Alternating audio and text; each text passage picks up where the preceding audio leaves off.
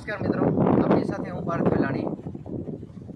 અત્યારે આપણે હળવદમાં છીએ અને હળવદના ખેડૂતોની શું પરિસ્થિતિ છે। વરસાદ આવ્યો એટલે ખેડૂતોના પાણી ભરાઈ ગયા છે।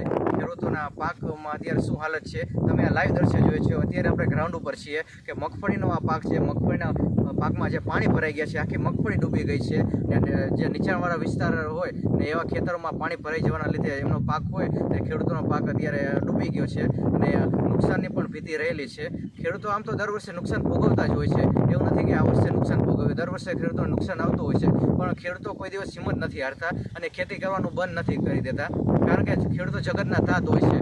ક્યારેક એવું બને છે કે ખેડૂતોને સારા એવા ભાવ પણ મળતા હોય છે, ત્યારે શહેરના લોકો હોય, મહિલાઓ હોય તે બૂમાબૂમ કરી નાખતા હોય છે કે આ ભાવ વધી ગયા છે, ડુંગળીના ભાવ વધે, ત્યારે કસ્તુરીના જે ભાવ વધી ગયા છે, ગૃહિણીના જે બજેટો ભાંગી નાખ્યા, આવા પ્રકારે સમાચારોમાં આપણે જોવા મળતું હોય છે। આવા પ્રકારે લોકો વિરોધ કરતા હોય છે, પરંતુ ખેડૂતોની શું પરિસ્થિતિ છે, જગતના તાતને શું વેચતા હોય છે એ કોઈ દિવસ લોકો જોતા હોય છે। સિટીના લોકોને જે વસ્તુ મળી જાય છે એટલે એની કેવી રીતે પકાવે છે એને ખબર નથી હોતી, પણ જે આ વસ્તુ જે અનાજ પકાવે છે, આ ખેડૂતો ઉત્પાદન કરતા હોય છે એને ખબર હોય છે કે કેવી રીતે પાકે છે, કેટલો ખર્ચો।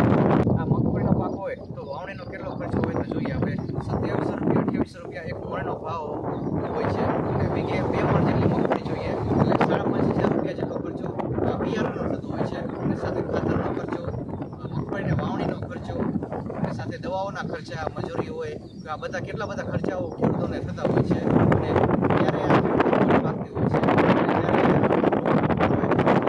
વધારે ભાવ થઈ ગયા હોય ત્યારે ભાવ વધારાનો લોકો વિરોધ કરતા હોય છે, ભાવ વધારાથી મીડિયામાં પણ વિરોધ કરતા હોય છે, મગફળીને મળી રહી છે, પણ ખેડૂતોની શું સમસ્યા હોય એ સિટીના લોકો શું વિચારે છે કે ઉત્પાદન કેવી રીતે ખેડૂતો કરતા હોય છે, કેવી રીતે પાક પાકતો હોય છે કે ત્યારે સિટીમાં પહોંચતો હોય છે અને કેવડા બધા ખર્ચાઓ ખેડૂતો ભોગવતો હોય છે એ સિટીના લોકો સમજતા નથી। તો સિટીના લોકોને પણ હું એ અપીલ કરું છું કે જ્યારે ખેડૂતને સારો ભાવ મળતો હોય ત્યારે લોકો એનો વિરોધ ન કરવો જોઈએ, ખેડૂતોને એની વેદના હોય એને વેદનાને આપણે ઠેસ ન પહોંચાડવી જોઈએ, કારણ કે કેટલી બધી મોંઘી દવાઓ હોય, ખાતરો હોય અને નુકસાન થતું હોય, આર્થિક નુકસાન હોય, ખેડૂતોને વર્ષના લીધે કેટલું બધું નુકસાન ભોગવવું પડતું હોય છે, પણ ખેડૂત કોઈ દિવસ હિંમત નથી હારતો।